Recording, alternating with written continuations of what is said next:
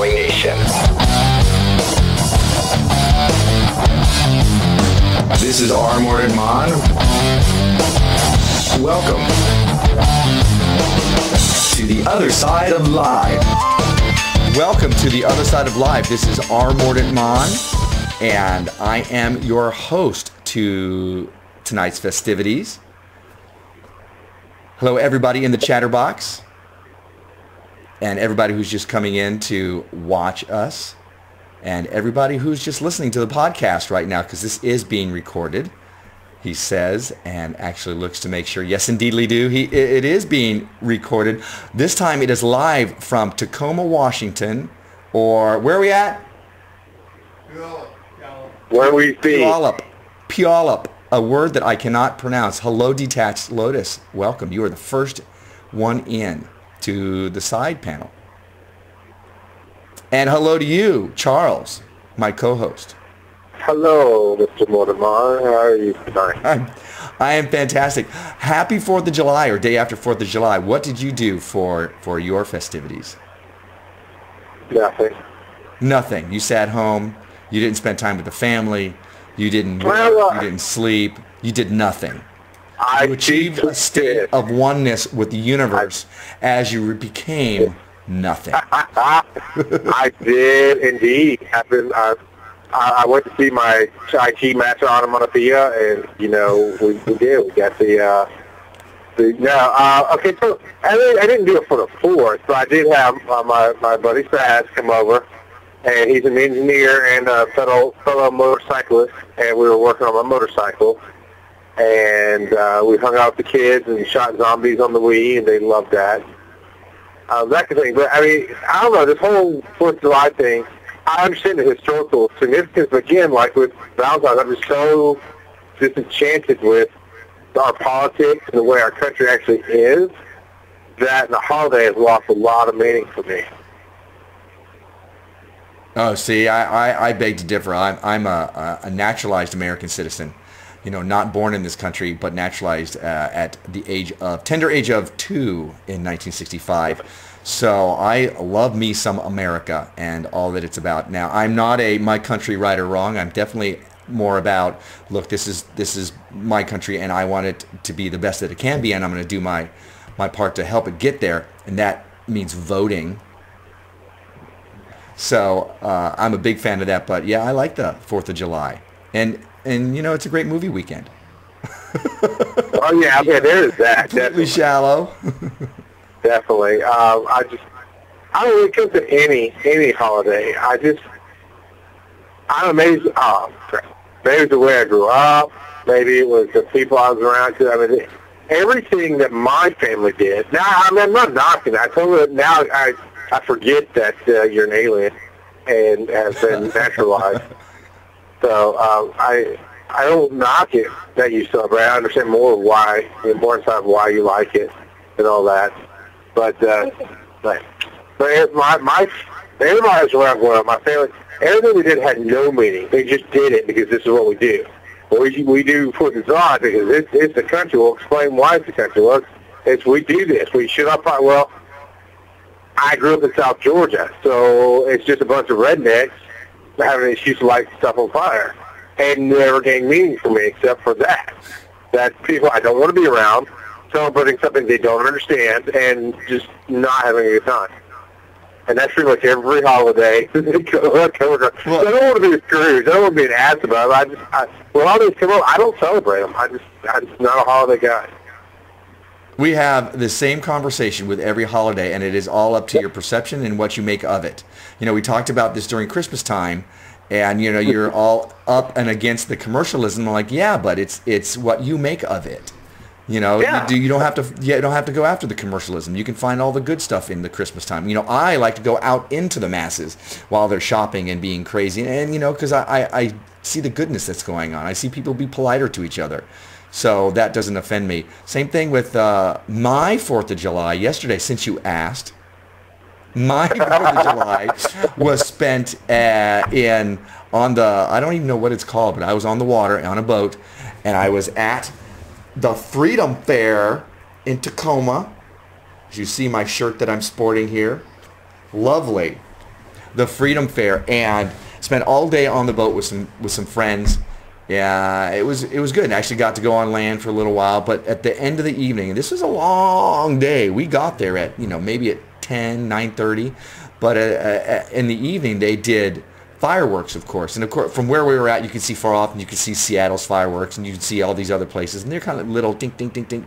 But they brought out the fireworks barge, a good 3 football fields away from us, and it was the best fireworks display I have ever seen. It was amazing. You could hear it. We're in a valley, and you could hear the reports of everything bouncing off of the I don't know, the mountain areas or whatever. We were in Commencement Bay, I'm told.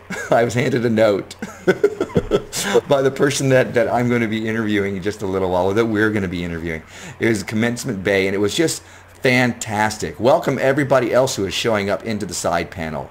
So glad that you could make it here today. Tonight for you, it's still sunny out for me. It's 6:26, and the sun will be shining till 9:30 here. All right. So I wish I had a target. Like I target like 5 here. Yeah, it's kind of weird. I'm here one more day. I leave tomorrow. I fly out tomorrow for the Twin Cities, and then I'm in Michigan. So that's what's going on with moi. Cool. But So, of course, go ahead. Well, as I said, I could make a case for fireworks too. Like, well, I like fireworks, but I can go to Disney and see fireworks every day of the week. I think blowing up stuff is really, really cool, but it doesn't have to be the for us. I love buying you gifts and giving them to you, but I don't have to hold them till Christmas. I do make of it what I want. I'm happy with the way I think. Just and just as you're saying, just as you can make any day Christmas, you can make any day 4th of July, especially with your family. You can make any day that. You can also make these days, take time to make those special. A little special. Gives you an excuse. I had a day where I wasn't working on anything, and that's a rarity for me. I actually sat on the couch and people were like, "Are you asleep?" I'm like, "No, I'm just relaxing." And seriously? Bring that. Yeah. Yes. About damn time. That's like your reward for the year, though, right? Yeah, it's my first for the year. Now, as we have more people here, I want to throw out there, feel free to call in 813-413-7133, and you can chat with us here at the other side of live. So, of course, I am here in the Tacoma area, and I have been working with some friends of mine who are filming a movie called Beautiful Brit Baker. And all the Tortugas got invited to work this movie. I was the one that was able to do it. And the director, Alan Esparza, is a very good friend of all the Tortugas. Alan Esparza of Epic Sanchez Productions. And I'll bring him over here in just a minute as soon as he gets off the couch. And we've been filming this movie, this brainchild of his. He wrote the book. In fact, I'll talk to him about it. And, we can ask him the questions instead of me just rambling on about stuff I might not know about. All right, let's see if we can bring him in. There he is. All right, come on in. How's that? Good. All right, say hi to Alan. Alan. Can you hear? I can hear that. Absolutely. So, Alan, you are the director of Beautiful Brit Baker. Yes, sir. And you have been actually shooting for how long now? We've been going 5 weeks. 5 weeks, mostly on the weekends, or? Yeah, Friday, Saturday, Sundays, and a few weekdays here and there, but for the most part, Friday, Saturday, Sunday. Mm-hmm. How much more time do you have to do this? 3 more weeks and we'll be all done. In the can? Yep, absolutely. Mm-hmm. Now, you began this, here, they see me all the time. There we go. Look at that man. Nice. So you began this, wait a minute, I'm not in it at all. What the heck? There we go. You began this, you wrote this book, when did it finish? When did you finish writing? So I wrote the book, I finished July 2010. Wow. Yep. When did you start writing it? Gosh, it only took me about 6 months to knock it out. Really? I was on the fast track. Really? Yeah. I was on the fast track. I was. Well, I told you the story about the other faux pas with the other novel. Yeah. And you could share that with them because so I was writing another novel. Worked on it for about a year, and had some trouble. I was about 350 pages in, and I lost the book. I transferred old computer to a new computer, and before I realized it was gone, the old computer was wiped clean, and I lost a year. Oh, Killed me, just killed me. I was almost in tears over it. That's brutal. Yeah, and so that's horrible. yeah, so I let myself mope for a few weeks, and then I realized, you know what? If that was my only idea to write a novel, then I have no business writing a book in the first place. So I just took the next idea on my list of ideas and knocked it out, and it just happened to be this one, Beautiful Brit Baker. Nice. So yeah. Now, how do you overcome something like that? Because that's you're pouring your heart and your soul into the writing, and you're giving everything there. Did you think you could maybe try to recapture it, or? I did. I tried actually about 3 or 4 times to rewrite it, and boy, if any of you have ever tried to write anything before, that is a difficult task.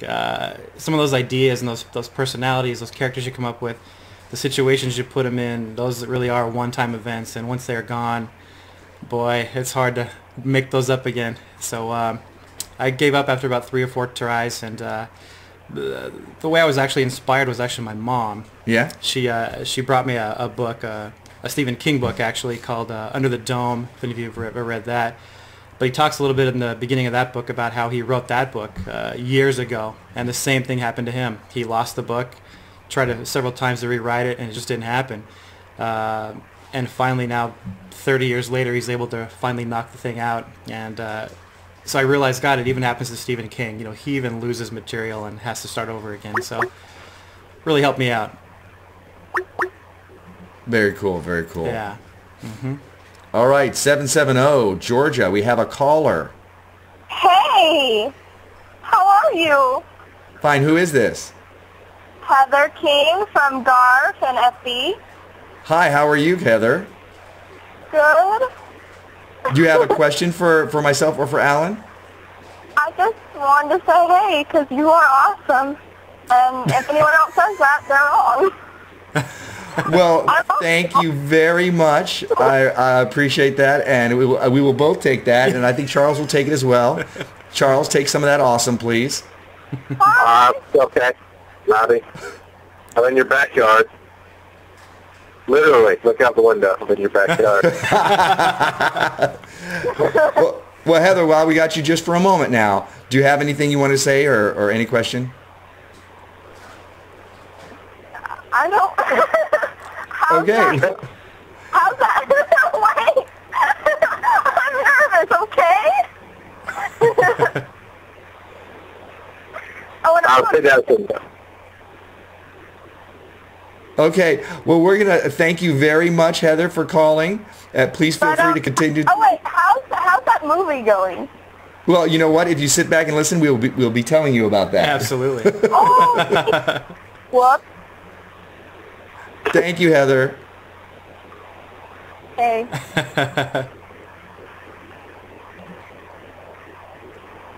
So, is Mordant Mahon as much of a diva on set as he is in real life? Yes, absolutely. Great. In what ways? In what way? I actually played crew for a day, so. Yeah, you were actually wonderful. I see that. Wonderful. I have to give you money later. Yeah, you really did have to play a character quite unlike your true self, which was awesome because you did it knocked out of the park. Thank you. Yeah. Thank you very much. It was a lot of fun. Yeah, he had to play a character who was very, very kind of beat down by his wife and kind of, just emotional wreck and kind of closed inside of himself and doesn't really stick up for himself and kind of like me in high school. Yeah. Yeah. Definitely that. I think that's where that all comes from. Wonderful. So what made you make the transition from I've written a book? Were you was the goal doing a film the whole time? No, not really. I always wanted to be a screenwriter first and foremost all along. I wrote a few screenplays a few years ago. I was really green and naive back then. I didn't really know how the system worked. I figured, hey, you write a screenplay and you send it off into the world. Someone's going to buy it and you'll be rich and famous. Obviously, that never happens, and that's not the way it works. So the hard part about writing a screenplay is getting it in front of somebody that can do something with it. and so I realized that's a difficulty. The creative part is not hard. It's getting the right people to read it. So I realized if I write a novel, it's much easier to get a book published than it is to get a movie made. And so I said, well, I'm gonna write a novel instead. Right. And it just so happened that it worked out. And then I realized, you know what? I really believe in this book. After it was finished, I was so happy with it that I'm like, you know, I really want to write this into a screenplay. So I did, which took me maybe a month or so to knock it out. Sorry. Incredulous look here. Yeah, you know, I kind of the same. You know, I just thought I'd try this, and you know, I'm gonna write a book. Oh, that was 6 months, and then a screenplay. You know, whatever. And so then the same thing again. I finished the screenplay, sent it off into the world, and no one was interested. And I didn't let it stop me this time. I said, you know what? If no one else wants to buy this or make this into a film, I'm gonna do some research and see what it takes to actually make that happen. Right.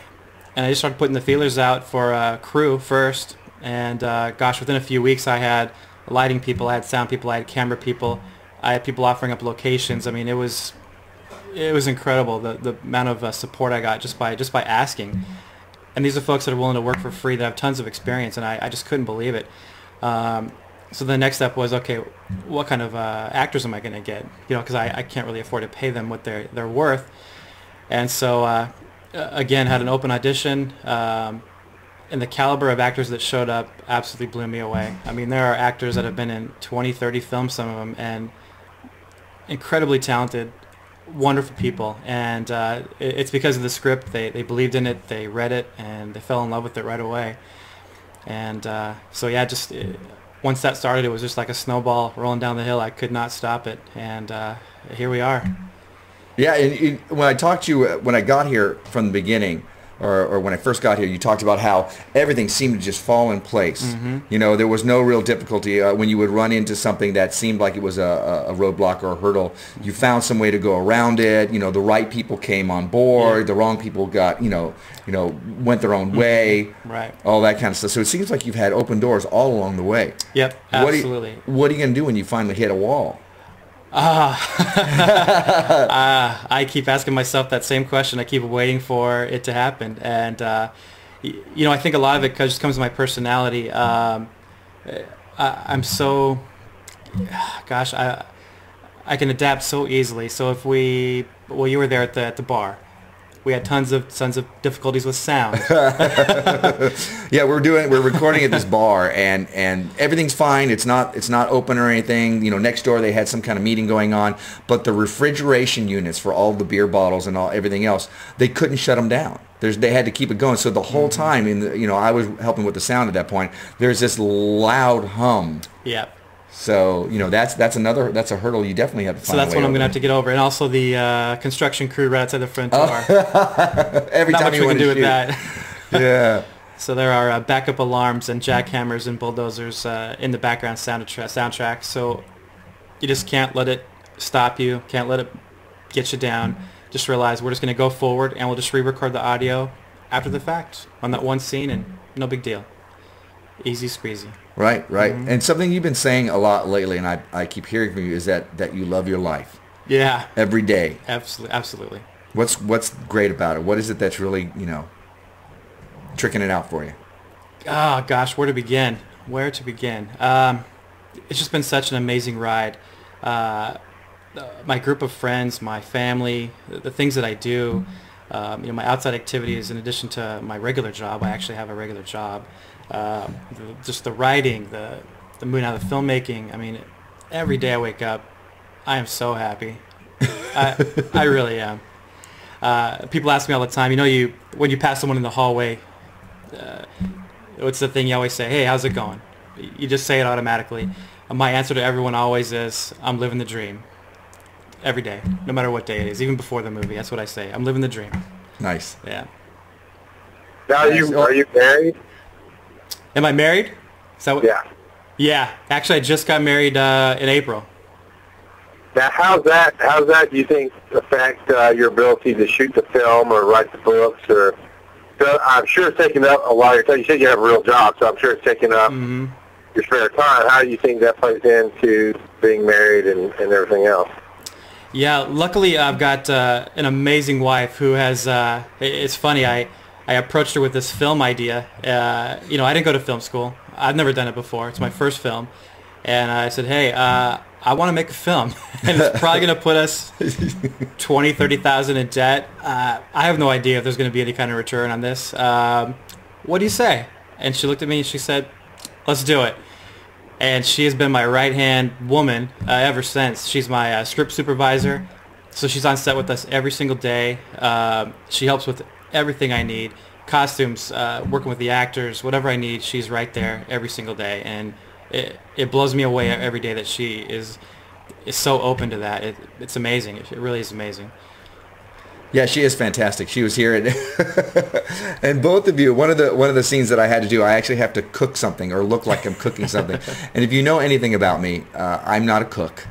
I can do scrambled eggs. I can do steak and chicken and things like that. But you actually had me cooking a shrimp dish. It was spicy. It turned out good too. We really ate it afterwards. Yeah. Well, we had to keep eating it during. So also another thing is that I'm not really good with spicy, but it wasn't too bad. It involved ketchup as well. It blows people away that that's the ingredient, but if you go to a real Mexican restaurant, they will be using ketchup as well. Yeah.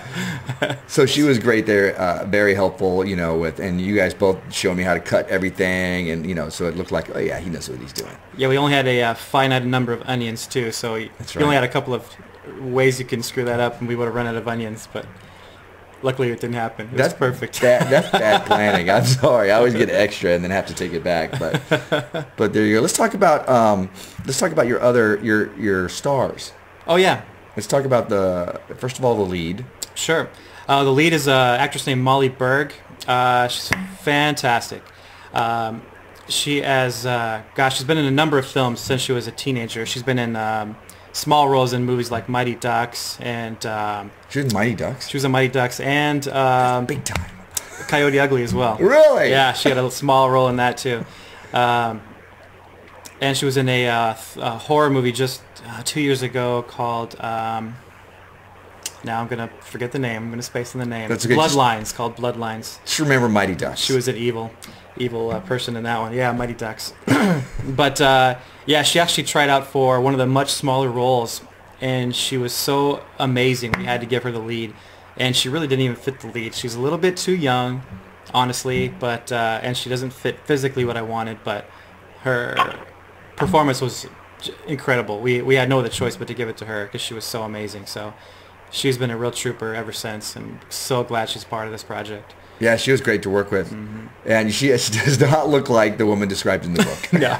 I'm like, isn't the last name for the Rodriguez? I don't think she looks like Rodriguez. I don't think I look like Rodriguez, but You look enough to make... I look more than her. Yes. And our daughter, who is, I guess she could be my daughter, but yeah, sure. She couldn't be hers. It's like 10 years younger than her. Yeah, So it's like 13 years younger. 13 years, there you go. Yeah. It's possible. It's possible. It's not right, but it's possible. Well, give us a little bit about the story, if you can, without giving things away too much. Yeah. So the follows the lead, who is lead character's name is Emily Rodriguez, as we just mentioned. Rodriguez. So the film opens with Emily's an FBI agent, and her and her partner Melissa are trying to track down a child kidnapper in this big warehouse. Certain series of things happens, and Melissa, her best friend, and her partner ends up getting killed right away as soon as the movie starts. And that significant event plunges Emily into this world of depression, guilt, just darkness. Mistreating her husband. Oh, yeah. So we catch up to her right away about a year after that. She has walked away from her job at the FBI. Her marriage is on the rocks, just about over with her poor husband. Her and her daughter are at odds. Her life is really going downhill fast, and she gets a phone call out of the blue one day from an old friend of hers named Joanna. Joanna calls to tell her that her daughter is missing and believed to have run off with a borderline extremist group, and they want her to just kind of poke around and just maybe ask around and see if they know where she's at. Just help find her, make sure she's okay. Well, so Emily decides to take the case and just start asking questions since she's the trained investigator. And right away, she gets plunged into a world of folks dropping off dead. She uncovers some weapons, some big plans, and it just turns into this big, huge problem. And she gets caught right in the middle of it. And she ends up getting reunited with some of her coworkers from the FBI. She ends up helping them out a bit.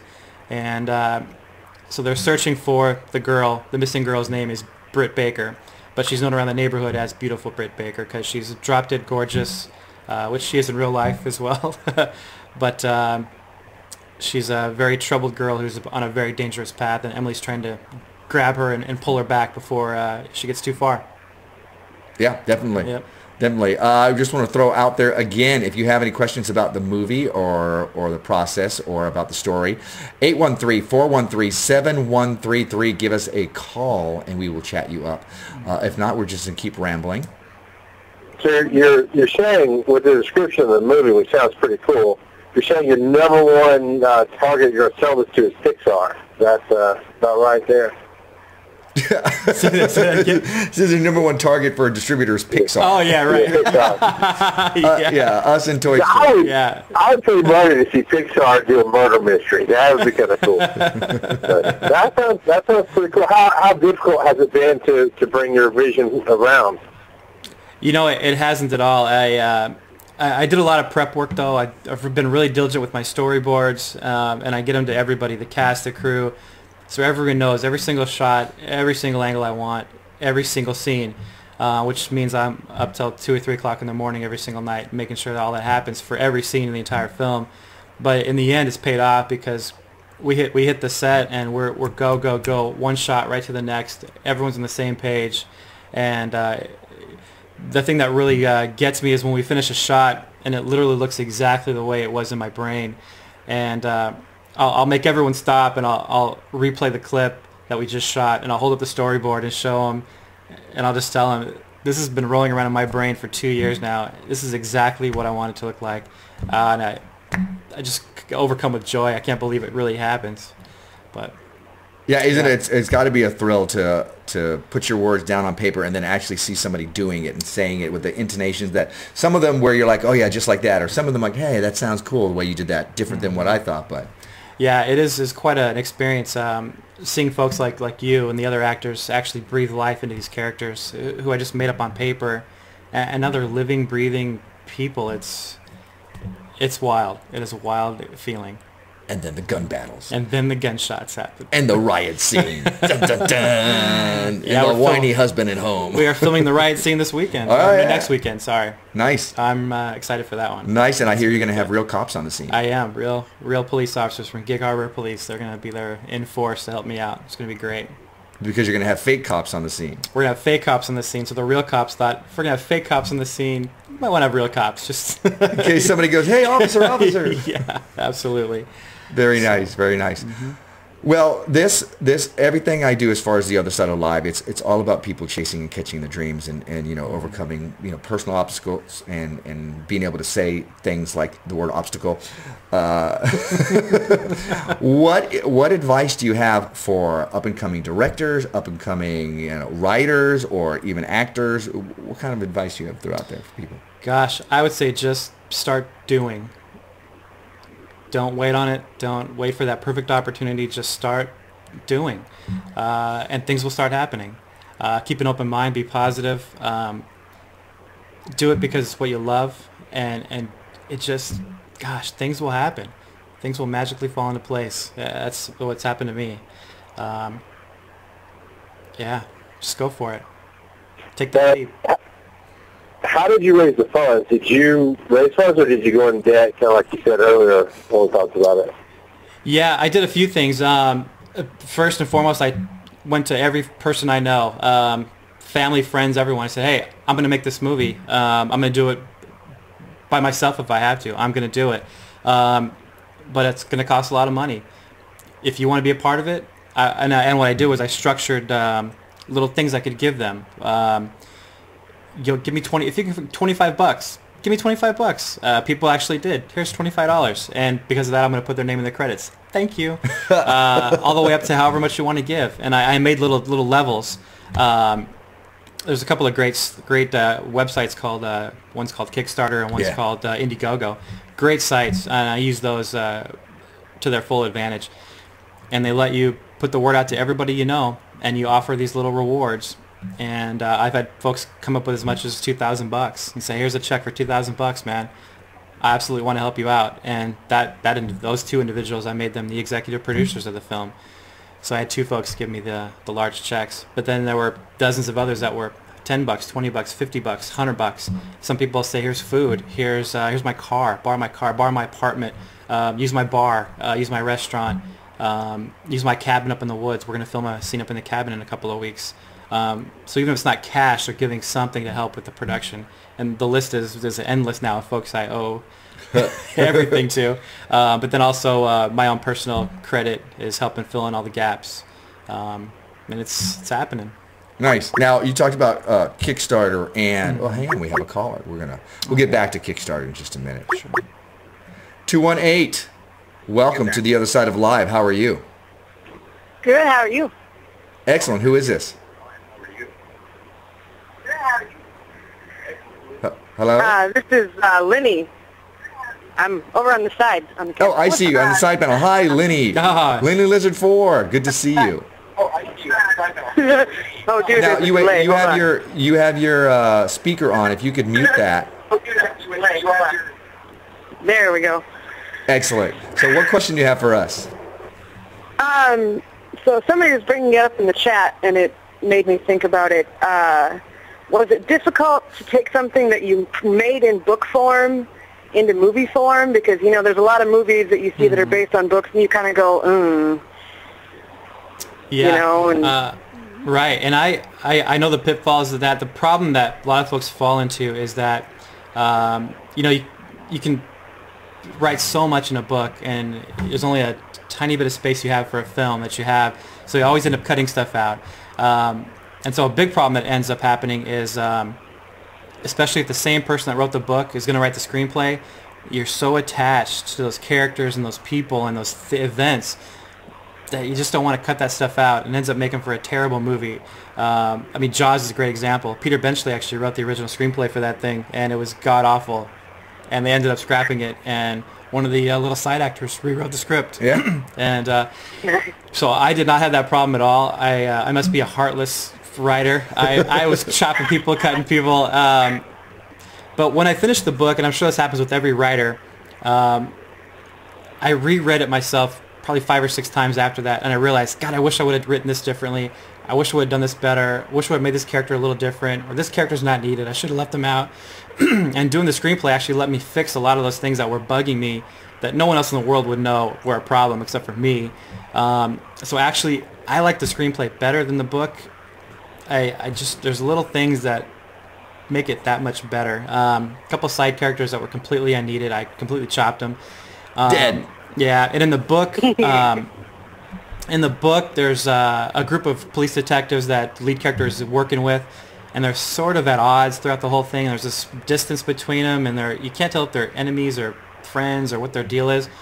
But in the screenplay, I didn't make them detectives. I made them her former coworkers at the FBI, and so there was that history there. And in the opening scene, when her best friend is killed, those same actors are there. And so when we flash back to them later in the movie, there's that connection and that history, and it turned out so much better. So yeah, I didn't have any problems at all. I think it's going to be even better. awesome. Yeah. Nice. Lenny, do you have any other questions? I don't think so, and I have to get ready for a date. So. Well, congratulations on your, and good luck on your date. Yeah. Thanks. Y'all have a That's good night. awesome. Thank you. Write your own story, baby. All right. Bye. Ciao. Very cool. Very cool. Yeah, the fact that you can go, it's like a do-over. Right. You know, I wish I would change things a little bit this way, or I could alter things a little bit this way. You know, sometimes we all think about that in our lives. And at some point, for me, I'm at a stage where I'm actually reinventing myself. So it's a little bit like that. You're at a stage where you're reinventing yourself. You know, like you said, you didn't grow up being a writer or a filmmaker or anything like this. Right. This is, you know, you're in your 30s. Yeah. Dude. Late. And you're just starting out. So there is no, it's too late to do something. Right. Absolutely you know, true. I'm in my late 40s, and I'm just beginning to do things. Yeah. So there is no, it's too late unless you decide that. That's absolutely true. You know, I've heard of, I think it was, and I bring up these guys a lot. I think it was Jack Canfield. It was talking about how he is just learning to play the guitar, and he's 60-something or late 50s, and I'm like, wow, that's awesome. Nice. You know. That's great. Has nothing to do with what we're talking about here. It's still great. There you go. So I think that this might bring to a close, unless you have anything else you really want to share. That's all I got. Go You're ahead. going to talk about Kickstarter for a second. You brought that up For those people who have their own projects and everything they want to get started, could you go into what Kickstarter and you said Indiegogo or whatever that is? Right. So they're pretty much the same exact thing. They let you post a project, and the project can be anything. It can be a cause that you believe in, you want to raise money for. It can be a book you're writing, a movie you're making, a painting you want to make, anything, any creative thing or a charitable thing you want to do. Whether it be the arts or charity. They let you go on there, you create a profile, and most people do a video like we're doing here, talk about the project so that folks can figure out what's going on and what you want to do with the funds. And then you set these levels of rewards that you're going to give folks. So my levels of rewards, I've got, I think the lowest level is just your name. I think for $20 donation, I was just putting names in the script, in the ending credits. Special thanks. The next level up was an autographed copy of the script. Next level up was a autographed cast picture. Next one was a movie poster, and just goes up and up and up to the point where when I was getting to the $500 range, I was giving folks opportunity for a walk-on role, non-speaking walk-on Did you give any of those away? I did. I got 5 of those. Absolutely. And then, of course, the other credits going on up, producer, executive producer. So they're going to be listed on IMDB when we get this movie posted up there. That's right. This is going to be an IMDb movie. Yeah, absolutely. This is my first IMDb movie credit. Absolutely. So that alone is pretty exciting. Folks can see their name attached to a film as a producer or an executive producer. It's a pretty cool thing. It'll be there forever. They'll be able to say, I produced a movie one time. Right. So then you import all of your email contacts that you have. I think it links right to your Gmail account if you got Google or whatever other account you have. And it'll just blast everybody with your what they call, they have a name for it, your request for donations. Contact. Yeah.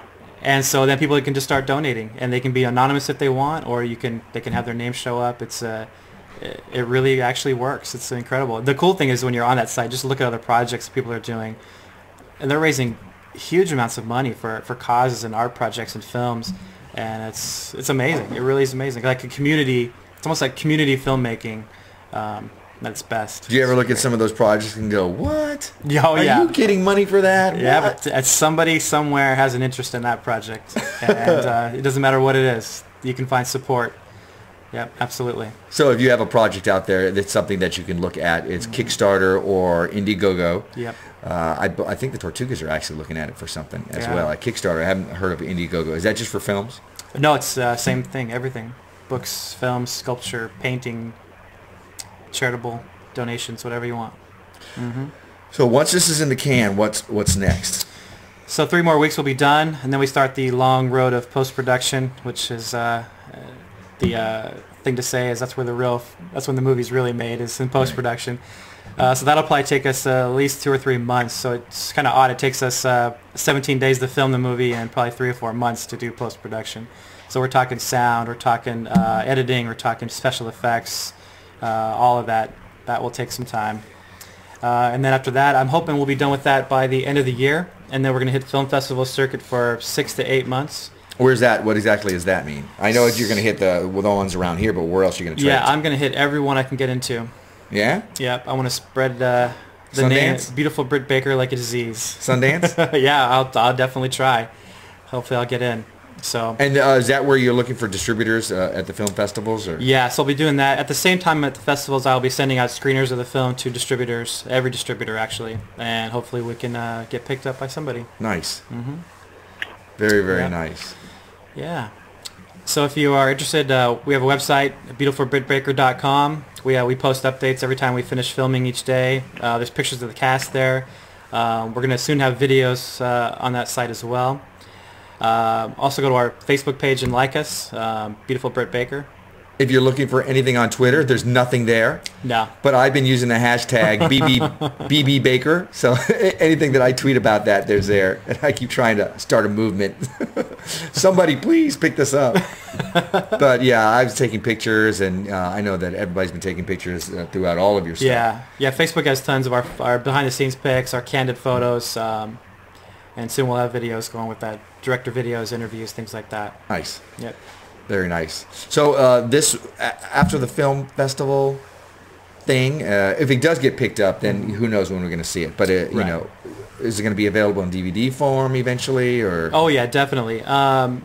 So hopefully we'll get picked up and it'll end up wherever that distributor takes it, whether it be a TV movie, whether it be, you know, theatrical release is pretty big stretch, but DVD release, all that good stuff. If that falls through, then we will self-distribute, and we'll put the DVD for sale on Amazon. We'll get on iTunes. We'll get on Netflix. All that on our own. So we'll get it out there one way or the other. Now, speaking of Amazon, your book is available via Amazon. It is, absolutely. And a beautiful Brit Baker, of course, as we've been saying. And I have it on Kindle on my phone, or on my on Kindle on my phone. It's an app on my phone, so you can get it that way as well. Absolutely. Fantastic. Wonderful. Anything else? Do we have, you know, T-shirts or hats or? They're all in the works. Where's my hat? Yeah. This is my hat from the bar. Oh, it's the bar. That's right, Ricky J's, baby. That was a wonderful day. That was. I was not actually acting then. I was the sound guy. So all of my scenes were shot here in the Esparza mansion. Yes. No, it was the Rodriguez. Rodriguez, that's right. So, all right, well, what's next for you? Let's say everything gets done and you're moving forward, your next project, you know, what you got in the can? Are you going to take a break? Are you going to hit the ground running? No, I'll definitely finish. The second book is actually already in progress. I'm about 175 pages in already. So I'll just jump right on that and get that finished. Any working title? Yes, The Stimulus Plan. Ooh. And it's not a sequel. It's actually a bit of a prequel, I guess. I only say that because the main character in this story is the girl that is killed as soon as this movie starts.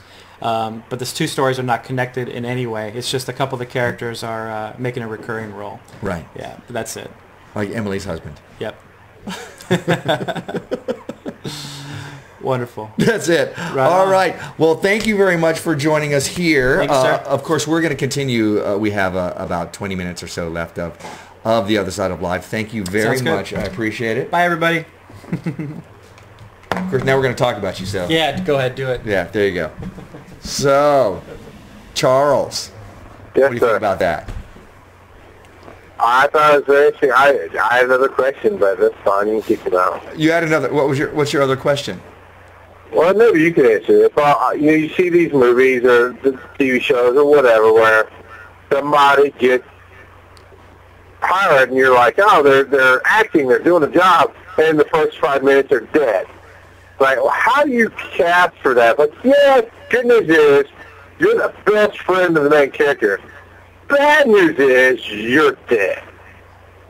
You know, as an actor, you go, yo, that's not cool, or a job's a job, or, you know, I don't know. It just always went, wow, they killed that person off quick. And sometimes it's a big-time person. Sometimes it's going to the film, whatever. But I'm just curious how people might have reacted to him when he cast that role. You mean as an actor, what if you get, hey, look, I got a role, and oh, I'm dead really fast? Yeah. The whole like the best friend. The whole story's built around her, but she's got like almost zero screen time.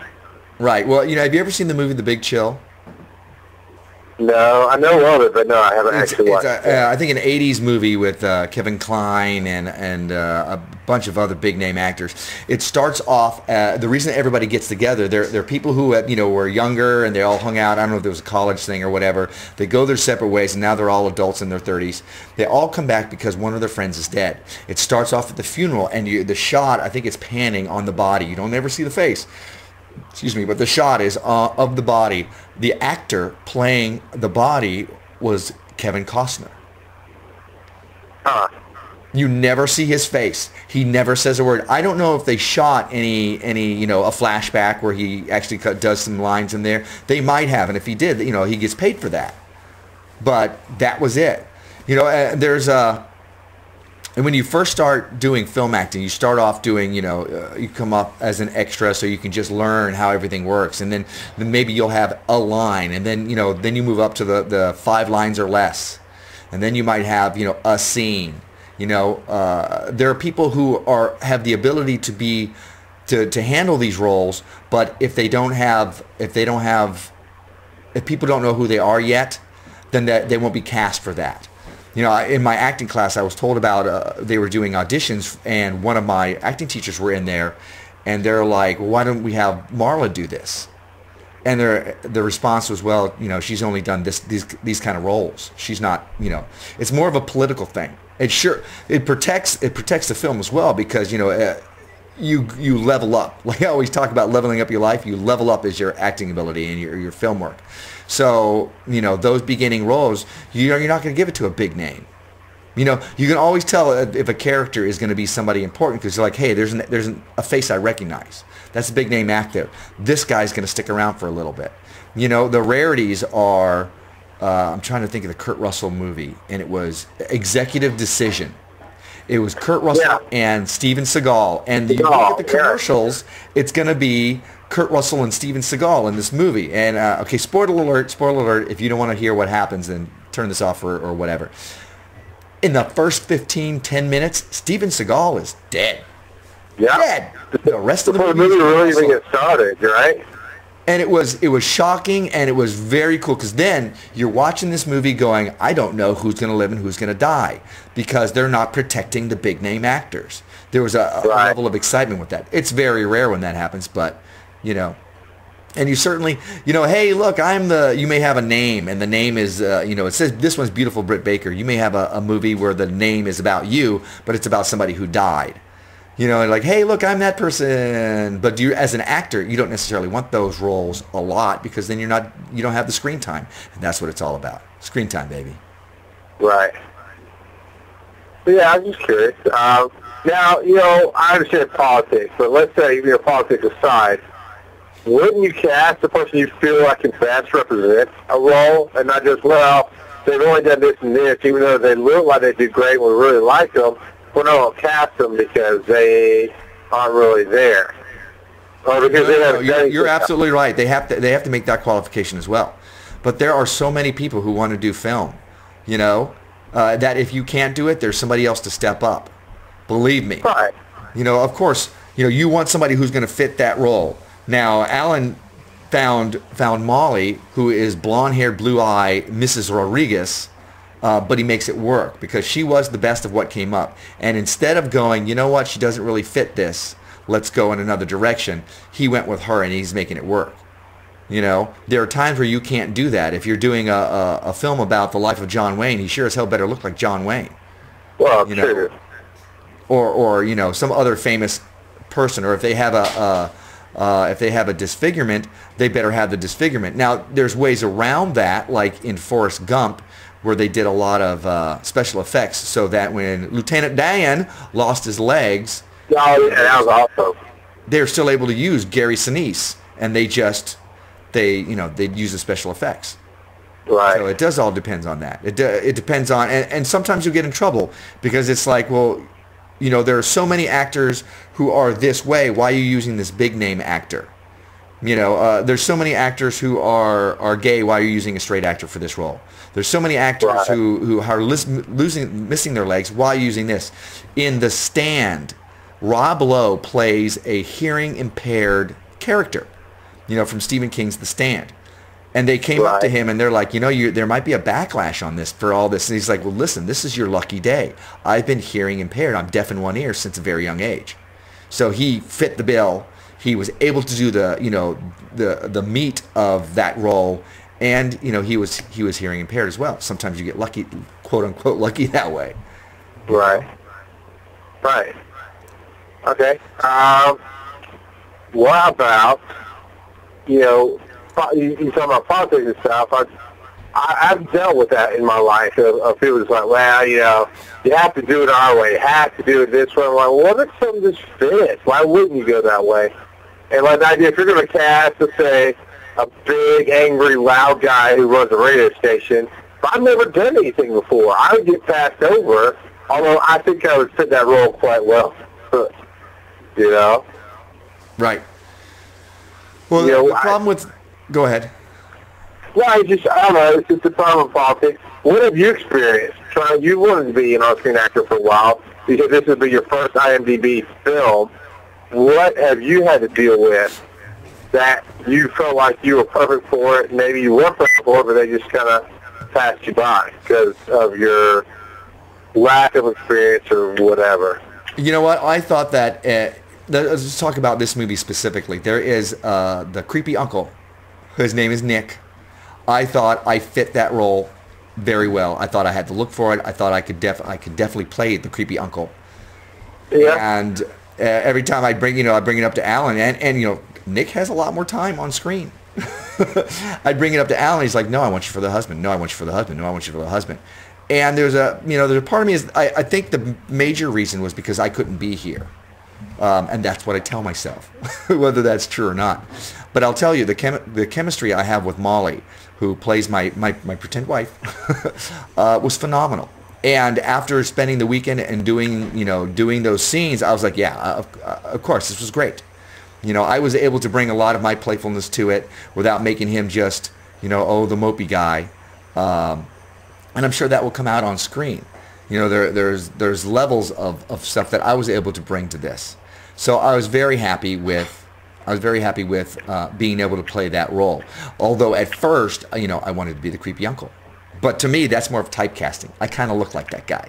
So casting me as the husband, to me, it's a little bit more of a stretch. It requires more effort on my part, more effort as an actor. And I'm glad he went that way. You know, I'm very happy with what I did there. Cool. In my experience. But you're always hearing, how many actors does it take to screw in a light bulb? One to screw in the light bulb, and 10 others who say, I could have done that better.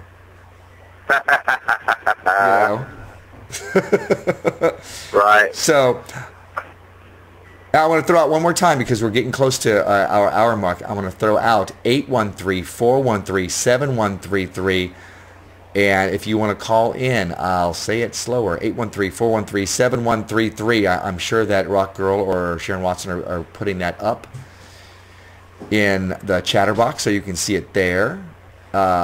Things are a little different tonight because Charles has no internet, so I'm running the show, and so of course we're missing some things. Oh, somebody calls in. 770. Hi, 770. Hey, it's Rock Girl. Rock Girl, how are you? Doing good. How are you? Fantastic. You having fun? I am. Awesome. I do have a question if I can remember it long enough. If you read a script and you see a role that you think is perfect for you, but then your director or your producer decides that they want you in a different role, just kind of like what you're going through, but you really, really believe and want this other role, how do you handle that? You know what? You audition. Just say, hey, let me read for the role. And you may not know why they want this. Maybe it's just like, maybe it's just you don't fit the suit.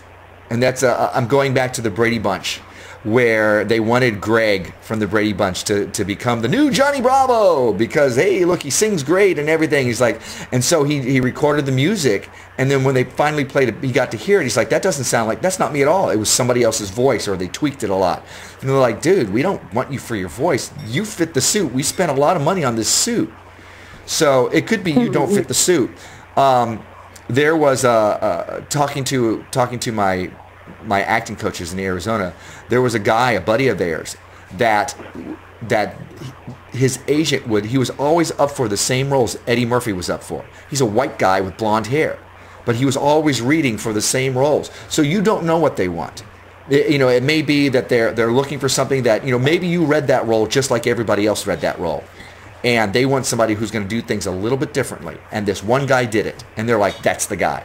Or maybe they look at you and And you're like, yes, you can do it like this, but you're not seasoned enough, so you can only do this for, a few takes. Sometimes it's 30 takes. I can't cry. It's something that it's a learned thing, and I've talked to my male acting teacher, who he said he had crying beaten out of him by his dad. It took him a year, of learning how to cry. He was in the bathroom learning how to cry. And actually, there was a girl at acting class who was able to cry all the time. So I hey, let me buy you dinner and you can tell me how to do this. And talking to her, same thing. It took her a year to learn how to do this. Kids can do it in a heartbeat, because they're not closed off to certain things. So they'll have, children who are doing 30 takes, crying every time. 30 takes. Sometimes you dry up. A seasoned actor is going to be able to get there for 30 takes, whereas a new guy isn't going to be able to do it. So that is also why when you hear people complain about, Tom Cruise always plays Tom Cruise. Well, yeah, they hire him to do that. They hire every actor to be as close to who they really are as a serial killer, as close to who you really are as a doctor going through this stuff. Because eventually, if it's not really you that's coming through this, you're not going to be able to hold it together for 30, 40 takes. But if it's really you, if you're really that guy, okay, then you'll be able to do it. So if you really, really want to roll, you audition. You try to read for it. And if you can read for it and they see something in you, then sure, then you'll get the role. If not, you suck it up. That's why you have that thick skin. They talk about actors being egotistical and having big egos. Well, you need to have a big ego. Because if somebody's knocking you down, you need to be able to come back from that. If you have a small ego, you won't be able to. So yeah, big ego is a good thing. As an actor, as a performer, standing up in front of people as they're booing you, getting through that so you can finish the show. So yeah, you come back from that. You learn. You ask. I was up for a role with a good friend of mine. I sent in my audition, and they didn't take me. And so I asked her, you're my friend, so you will tell me the truth. What did I need to do? What was lacking? What was missing? She goes, no, you gave a great audition. We wanted to go in this direction. She gave me the reasons. Part of it was because I couldn't be there. Part of it was because this guy really fit the role. So it may not be that you suck. It's just that they're so good. Or they're perfect for the role and you're not. And you suck it up and you move on. I was actually talking with Alex Autry, the movie guy, today about that. And the big principle was with he's worried about content on his podcast. I think you have to have content on your podcast without a doubt. However, I listen because of you and your passion about it. The content can be something I normally wouldn't care about, except that you're so passionate about it. And I think that's what you're kind of saying with the movie role, what you do. Are you the husband that can do this takes over and over again, or are you the creepy uncle? Right. What comes through? Right. You're always bringing a facet of yourself. Right. In film. If you're auditioning for the part of a doctor, you're not going to be like, oh, I'm going to be very stiff and da-da-da, because they see a million of those. You want to be you as you would be that doctor. And maybe you'll have that special something they're looking for. That's the guy. Or that's the girl because she did that thing. And if that's really who she is, that's what I want. Because she'll do that in all the scenes. If you're pretending to be a certain way, when you get, 20 scenes down the road, you're going to lose that pretending or you're going to forget. So if you're yourself doing this, in these situations, it's not acting. There is no acting in film. It's all about behavior. If you're acting, you're overacting because it really shows up. And when I first started training, it was painful to watch myself on screen. Painful as I overacted. Now it's less painful. So you're saying you still overact. Sorry. Go ahead, Rock Girl. Go ahead, Big C. Go ahead, Rock Girl. One more question and then I'll hang up. Have you ever turned a role down?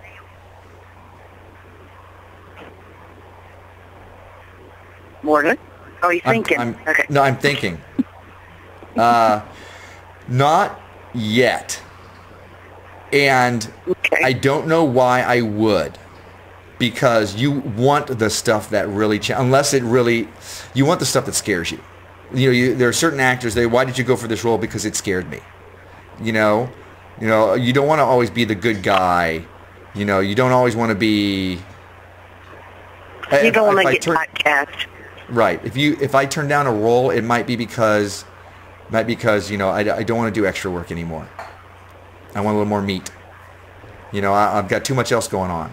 You know, so I want something that's gonna to really sink my teeth into. You know, something I can bring to life, and yet I can bring a different aspect of myself into. So not yet. We'll see. Okay. Those have not been. Well, I'm going to hang yet. up now and let y'all talk. All right. Thank you, Rock Girl. Thank you. Bye.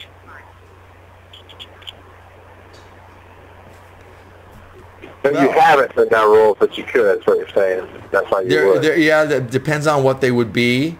You know, the things that are unconscionable to me, you know, racism, you know, creepy uncle, what that could imply, stuff like that. Those are great movie roles. Great movie roles to be able to, especially if you can add dimension to it, you know, levels to it. If you're just like, I'm the bad guy, all at this level, that's not great. If you saw Thor recently, you felt sorry for Loki and you understood why he did some of the things he did because he gave you different levels. You know, that was wonderful. There are places, films where that's even more intense. You know, some of the Quentin Tarantino stuff where you have a bunch of different bad guys, but there's levels of bad. You know, you have to make somebody like you as that person so they can empathize with you, because watching a movie is dreaming, and your brain can't tell the difference between something you've really done or something you're really doing and something you're imagining. So when you're watching a movie, you're doing those things in your brain. The things are, it's lighting up in certain spaces. So you want to give them a good ride. Sounds good. Well, my friends, we are at the hour mark, and I am still in the Esparza household as they're trying to have dinner, and I'm doing my show. So I think I'm going to call it a day.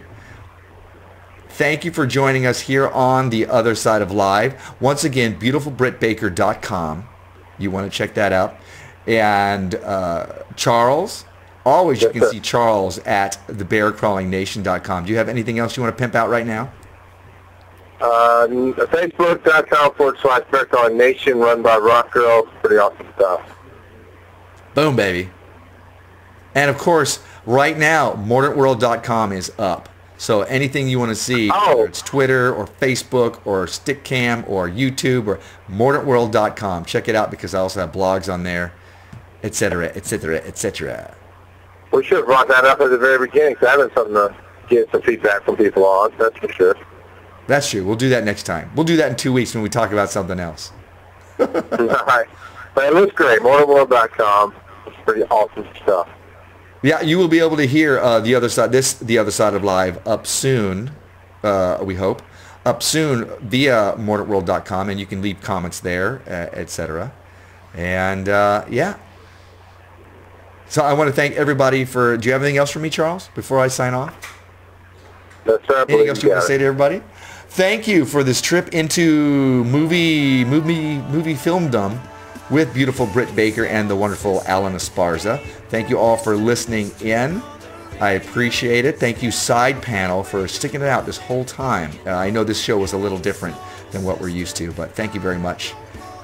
And I will see you in 2 weeks. Ciao, Dreamcatchers.